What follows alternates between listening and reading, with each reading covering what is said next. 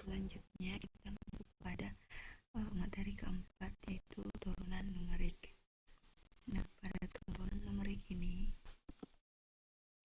pada turunan ini perhitungan geometri, kemudian menghitung jarak dan waktunya. Dan konsep dasar turunan itu adalah perhitungan perubahan nilai fungsi terhadap perubahan variabelnya. Kemudian, mengapa kita membutuhkan metode numerik dalam perhitungan turunan? Karena turunan memerlukan metode numerik karena terkadang itu terdapat suatu fungsi yang diberikan secara rumit atau tidak eksplisit. Kemudian metode yang digunakan di sini ada dua, yaitu metode analitik dan metode numerik. Nah, untuk metode analitik itu terdapat 9 jenis aturan dasar. Kemudian untuk metode numerik itu terdapat metode selisih maju, selisih mundur, selisih pusat, kemudian interpolasi, polinom interpolasi, dan deret Taylor.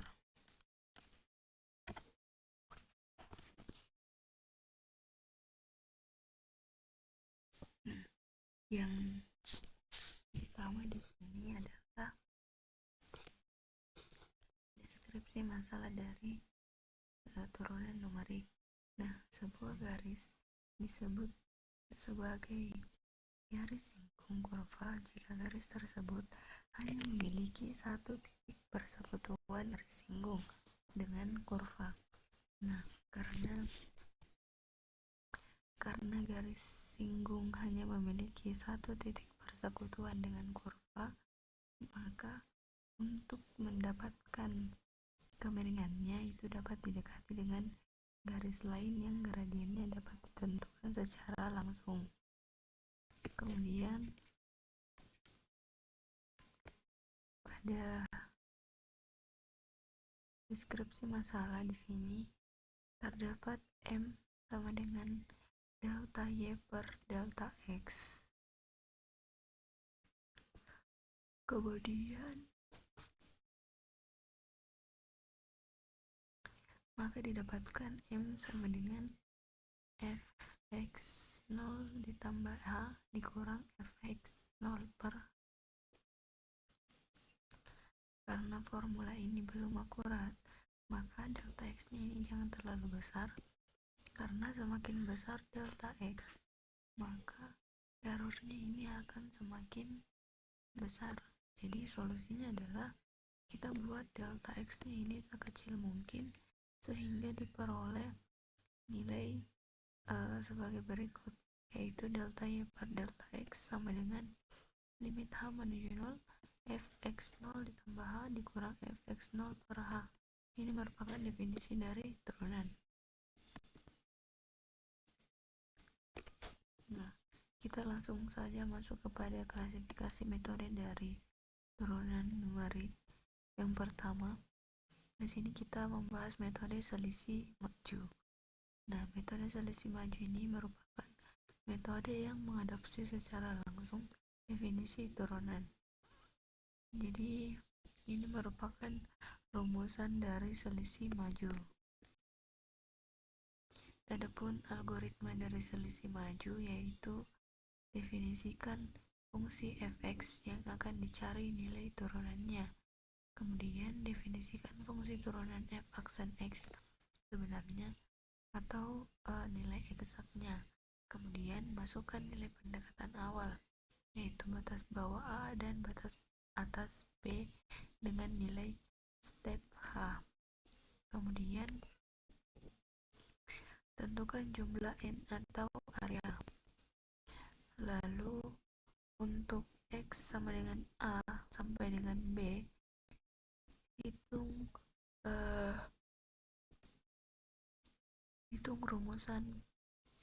hitung selisih maju menggunakan rumusan yang ada. Kemudian tampilkan nilai X, Fx, F aksen X, dan F aksen eksak X-nya. Kemudian kita hitung galet dan nilai rata-rata galetnya. Selanjutnya masuk ke selisih mundur. Nah, di mana selisih mundur ini merupakan kebalikan dari metode selisih maju. Nah, pada metode ini, titik hampiran kedua yang diambil adalah titik belakang hampiran pertama. Nah, jadi jika mulai diambil titik X, maka titik kedua adalah X dikurang H, sehingga rumus untuk mencari turunan dari fx adalah f aksen x0 sama dengan fx0 dikurang fx0 kurang h per h. Adapun algoritma dari selisih mundur yaitu yang pertama, kita untuk langkah pertama, kedua, ketiga, dan keempat itu sama dengan selisih maju. Kemudian yang kelima, untuk X sama dengan A sampai dengan B, maka kita menghitung dengan rumusan yang sudah ada. Kemudian kita tampilkan nilai X, Fx, F aksen X, dan F aksen eksak X-nya. Kemudian kita hitung galat dan nilai rata-rata galatnya. Untuk contoh soal dan script MATLAB-nya nanti akan dijelaskan di video yang berbeda. Kemudian metode selisih pusat. Nah, metode selisih pusat merupakan metode pengambilan perubahan dari dua titik di sekitar titik yang diukur.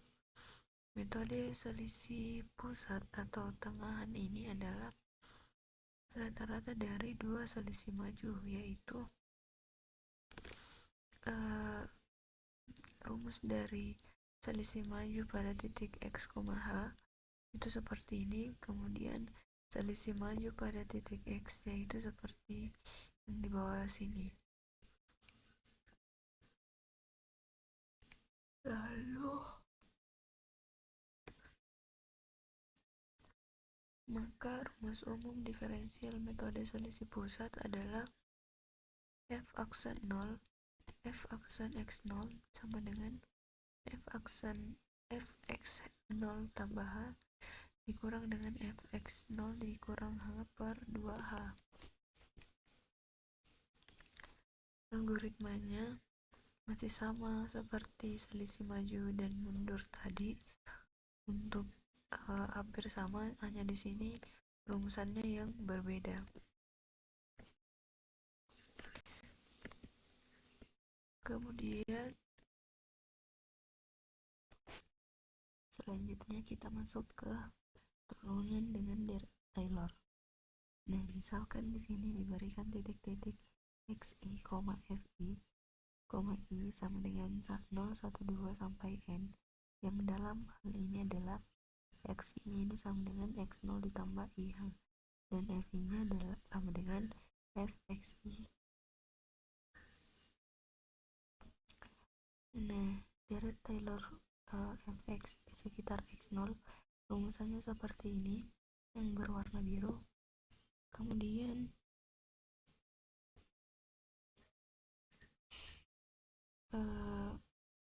di metode deret Taylor ini juga terdapat metode selisih maju. Nah, metode selisih maju penguraian fxi ditambah 1 di sekitar xi itu seperti ini.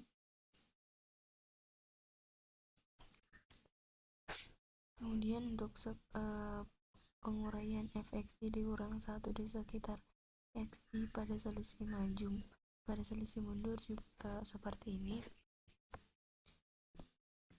Begitupun dengan selisih pusat dengan persamaan P74 dengan persamaan P75.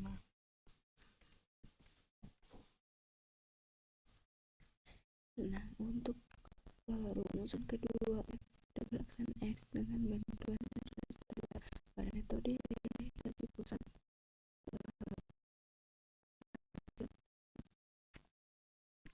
begitupun dengan selisih mundur. selisih mundur dan selisih maju. Kemudian ini merupakan contoh soalnya. Selanjutnya kita masuk ke turunan dengan polinom interpolasi. Nah, jadi misalkan diberikan titik-titik dan berjarak sama, di mana xi sama dengan x0 ditambah IH, I sama dengan 0, 1, 2, 3 sampai N. Ini merupakan titik yang akan dicari nilai interpolasinya.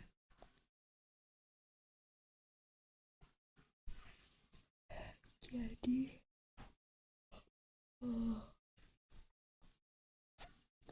polinom Newton-Gregory yang menginterpolasikan seluruh titik data tersebut adalah ini.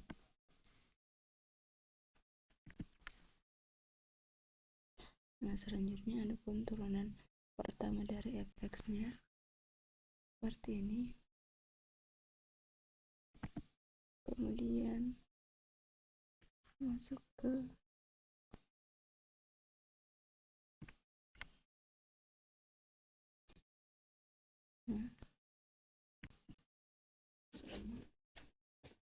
selanjutnya masuk ke rumusan dari turunan keduanya. Inilah tadi ringkasan dari rumus-rumus turunan untuk beberapa metode di atas. Sekian penjelasan dari untuk kelompok turunan numerik. Kita masuk ke materi ke-5. Selanjutnya kita masuk ke metode ke-6, yaitu kita masuk ke materi ke-5, yaitu integrasi numerik. Nah, pada integrasi numerik di sini terdapat deskripsi masalah. Kemudian di metode integrasi numerik terdapat beberapa metode seperti integral Riemann, yaitu trapesium, kemudian Gauss quadratur, kemudian ada metode Simpson.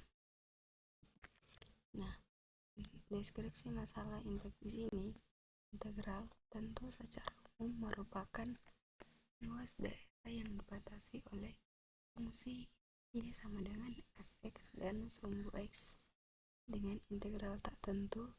Integral fx dx sama dengan fx ditambah c.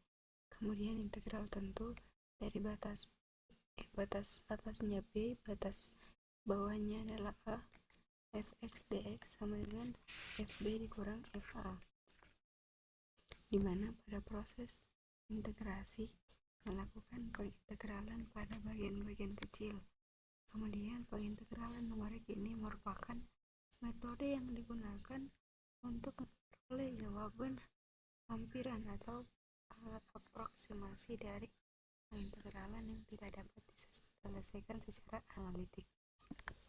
Selanjutnya kita masuk ke metode integral Riemann, di mana metode integral di sini adalah luasan yang dibatasi oleh y sama dengan fx dan sumbu x.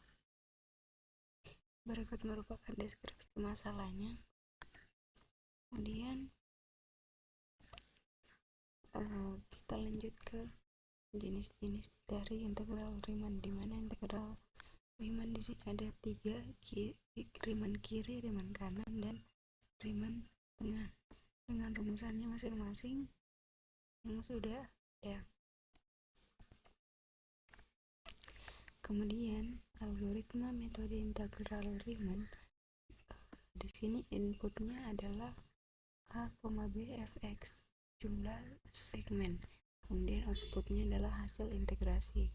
Langkah-langkahnya yaitu kita definisikan fungsi fx, kemudian tentukan batas bawah dan batas atas integrasi, kemudian hitung nilai h-nya, kemudian hitung L sama dengan A sigma I sampai 0, I sama dengan 0 sampai N, fxi. Contohnya seperti ini.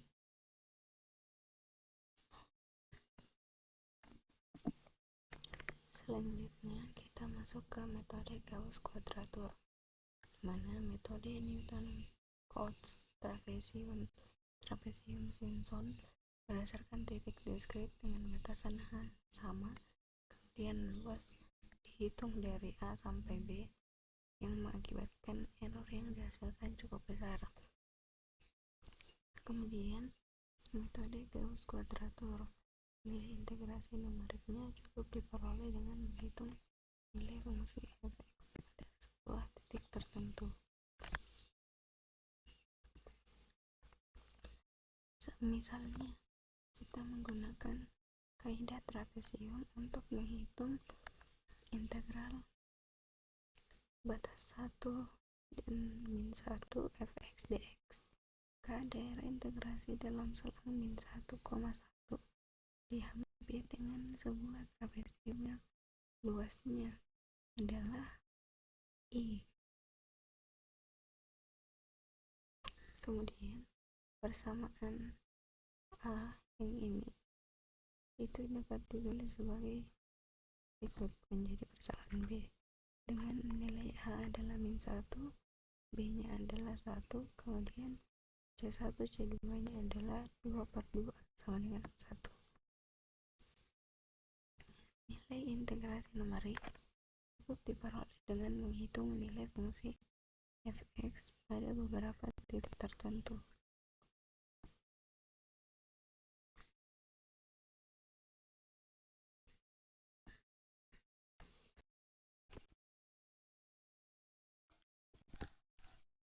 Misalkan integral basis Simpson sepertiga. Nah, di pendekatan yang digunakan oleh fungsi parabola koefisien 121, metode ini merupakan pengembangan metode integrasi trapezoida. Hanya saja pembagiannya bukan trapezium, tetapi dua buah trapezium dengan menggunakan pembobot berat di tengahnya. Dengan trapezium maka terciptalah dengan trapezium maka rumusannya seperti ini. Ketika dengan aturan Simpson, maka titik tengahnya ini dia akan berbobot 2.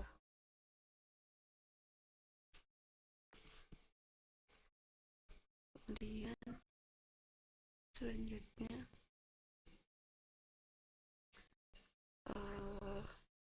nah ini adalah menggunakan pembobotan di tengah. Kemudian algoritma dari metode Simpson sepertiga di mana yaitu input A, B, fx jumlah segmennya, kemudian outputnya hasil integrasi. Langkah-langkahnya lihat batasan integral pada soal untuk menentukan A dan B. Kemudian hitung lebar segmen dengan H sama dengan BA/N. Kemudian mencari luas metode Simpson sepertiga N bias dengan rumusan yang ada, yaitu L sama dengan delta X per 3 fx 0 ditambah 4 sigma I sama dengan 1 sampai N dikurang 1 fx I ditambah 2 sigma I sama dengan genap sampai N dikurang 2 fx I ditambah fxn. Kemudian hitung hasil akhir jumlahan.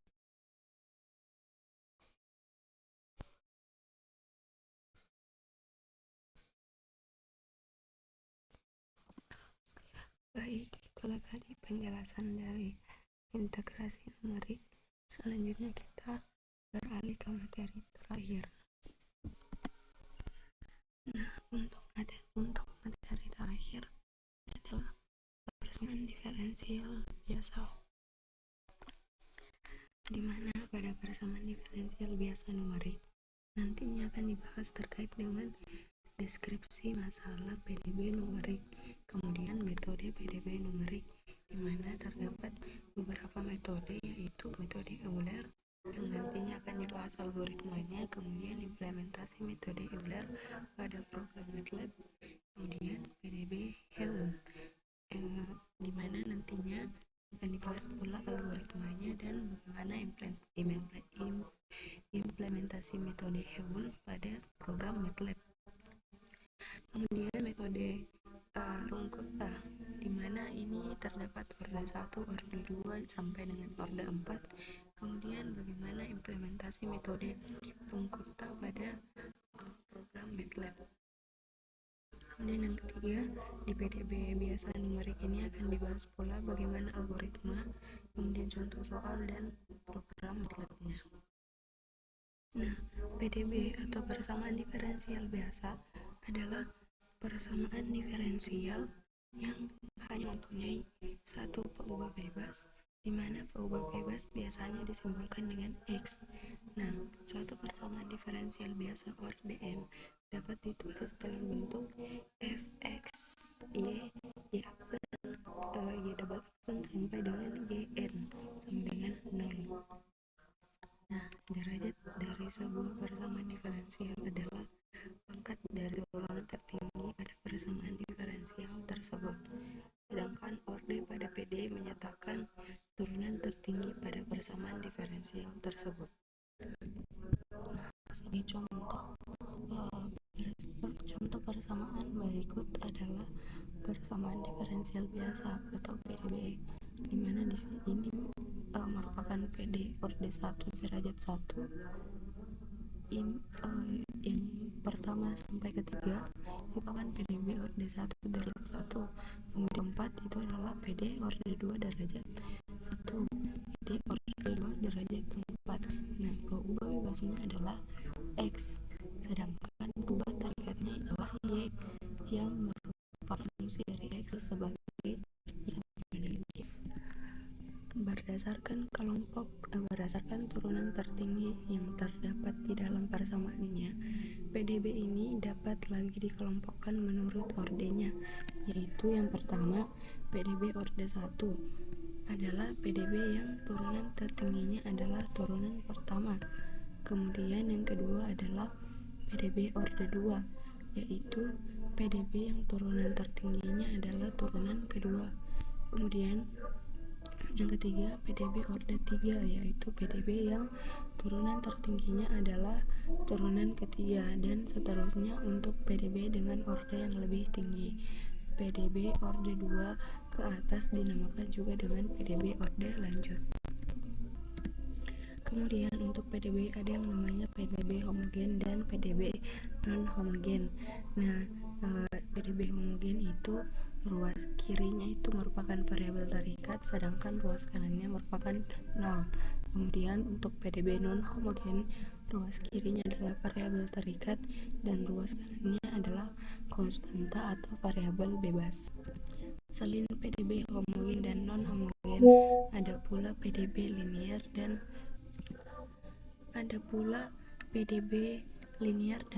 non linear, di mana PDB linear adalah suatu PDB yang variabel terikat dan turunannya bersifat linear atau berpangkat 1. Kemudian PDB non linear adalah suatu PDB yang variabelnya ini terikat dan turunannya bersifat non linear atau dia tidak berpangkat 1.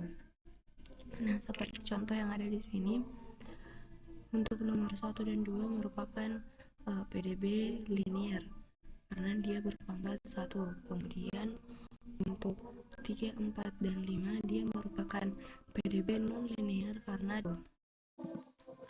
Nah, di dalam PDB ini terdapat metode yang paling dasar sampai dengan yang metode yang lebih teliti, yaitu ada 3, metode Euler, metode Heun, dan metode Runge-Kutta. Nah, langsung saja untuk metode Euler. Metode Euler ini adalah prosedur numerik orde pertama untuk menyelesaikan PDB dengan nilai awal tertentu. Nah, ini adalah metode eksplisit yang paling dasar untuk integrasi numerik PDB dan merupakan metode Runkuta yang paling sederhana.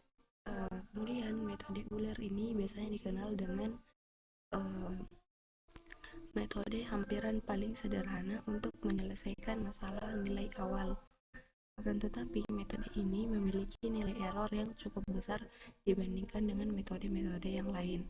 Kemudian metode Euler ini disebut juga metode orde pertama karena persamaannya hanya mengambil sampai suku orde pertama. Adapun penurunan rumusnya sebagai berikut. Kemudian algoritma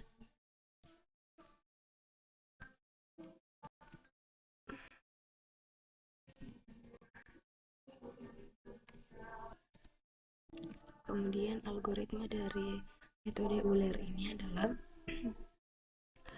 menghitung hampiran penyelesaian masalah nilai awal y aksen sama dengan ft, y dengan yt 0-nya sama dengan y0 pada x0, b.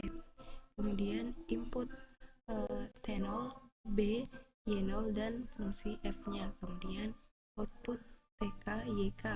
K-nya ini sama dengan 1, 2, 3 sampai dengan n. Langkah-langkahnya adalah kita menghitung nilai h-nya, kemudian for k sama dengan 1, 2, 3 sampai n. Kemudian hitung tk-nya, setelah hitung tk dan yk-nya, setelah itu selesai. Contohnya nanti akan dibahas. Contohnya adalah diketahui PDB dy per dx sama dengan x tambah y dan y0 sama dengan 0. Gunakan metode Euler untuk menghitung y0,1 dengan angka a sama dengan 0,02. Diketahui solusi sejati PDB tersebut adalah yx sama dengan y pangkat x dikurang 1. Penyelesaiannya yaitu kita cukup selesaikan berdasarkan dengan algoritma yang sudah ada. Nah, nih. Kemudian ini merupakan editor dari merupakan MATLAB dari metode Euler. Selanjutnya metode yang kedua adalah metode Heun atau perbaikan dari metode Euler. Di mana metode Euler mempunyai ketelitian yang rendah karena galetnya itu besar sebanding dengan nilai h-nya. Nah, buruknya galet ini dapat dikurangi dengan menggunakan metode Heun yang merupakan perbaikan metode Euler atau modified Euler's method. Nah, pada metode Heun, solusi dari metode Euler dijadikan sebagai solusi perkiraan awal atau prediktor. Kemudian selanjutnya solusi perkiraan awal ini diperbaiki dengan metode Heun atau korektor. Berikut adalah penurunan rumus dari metode Heun. Nah, adapun algoritma dari metode Heun yaitu menghitung hampiran penyelesaian masalah nilai awal y aksen sama dengan fx, y dengan y0 sama dengan yx0 sama dengan y0 pada x0, b. Kemudian di sini input x0, b, y0, h dan fungsi f-nya. Kemudian output xr, yr, di mana r-nya adalah 1, 2, 3 sampai dengan n. Kemudian langkah-langkahnya yaitu hitung nilai n-nya, kemudian for r sama dengan 1, 2, 3 sampai 6, kemudian kita hitung xr-nya, s1, s2 dan juga hitung yr-nya, kemudian selesai. Selanjutnya kita masuk ke metode Runkuta, di mana penyelesaian PDB dengan menggunakan Dirac-Taylor tidak praktis karena metode ini membutuhkan perhitungan turunan fx, y. Selain itu, tidak semua fungsi mudah dihitung turunannya. Nah, terutama bagi fungsi yang bentuknya rumit. Semakin tinggi orde metode Dirac-Taylor, maka semakin tinggi turunan fungsi yang harus dihitung. di mana metode Runkota ini adalah alternatif lain dari metode Dirac-Taylor dan tidak membutuhkan perhitungan turunan. Nah, metode ini berusaha mendapatkan derajat ketelitian yang lebih tinggi dan sekaligus menghindarkan keperluan mencari turunan yang lebih tinggi. Nah, berikut merupakan bentuk umum dari Runkota orde N dengan K1, K2, K3 sampai dengan Kn nya sebagai berikut. Kemudian ini merupakan penurunan rumusnya. Nah, jadi ini adalah metode Runkota orde keempat seperti ini. Kemudian galat perlengkah metode RK orde 4 adalah 0 H pangkat 5 dan orde keempat adalah 0 H pangkat 4. Kemudian contoh soalnya seperti berikut.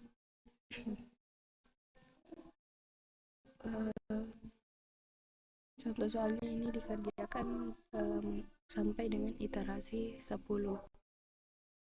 Kemudian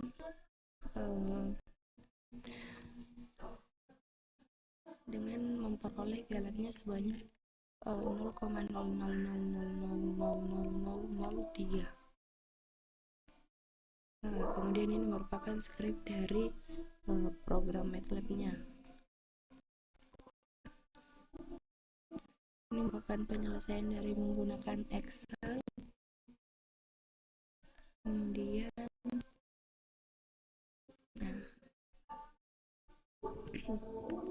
itulah tadi penjelasan dari materi pertama hingga materi ke-6 dari metode numerik. Kurang dan lebihnya mohon dimaafkan. Terima kasih telah menonton video ini. Assalamualaikum warahmatullahi wabarakatuh.